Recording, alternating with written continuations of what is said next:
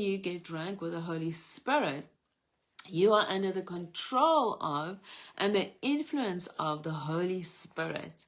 And this is a good experience, not just to experience and then it's over with, but in this moment, something happens where it changes you, it changes your behavior, it changes the way that you see things and you live.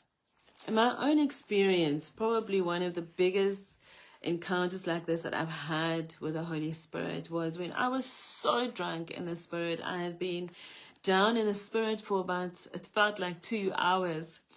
And I had to drive home to go home to my kids. My husband was away at that time. He was on business.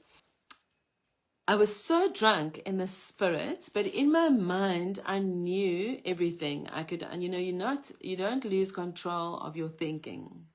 It is totally a spiritual experience. And as I was driving home in the car to get back to my house where I was living, I was so full of Him. And this lasted for years after that, because it's almost like God filled me again and again in that way. And I felt like I was so content in God. I could see things differently and know things differently. The amazing thing is, I didn't know this, but my friends had prayed that God would send an angel to protect me home, to go home with me so that I will be okay. And as I pulled out of the parking where this happened, a car came behind me and it was a police car.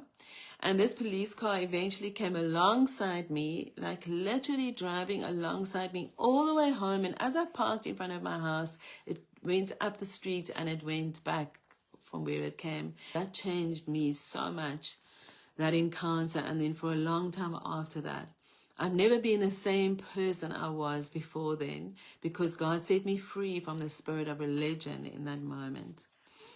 And so what happens in this is we become open then to the spiritual realm, because there is a spiritual realm, because we are spiritual beings, and there's a seeing, a hearing, a feeling, even a smell, a fragrance in the spirit that we as spirit beings can experience. There's visions and dreams that God speaks of in His Word that we can see and experience, and that is all part of being this person. And you start to actually live from this place than the natural man, just in the natural. And as I said last week, over and over again,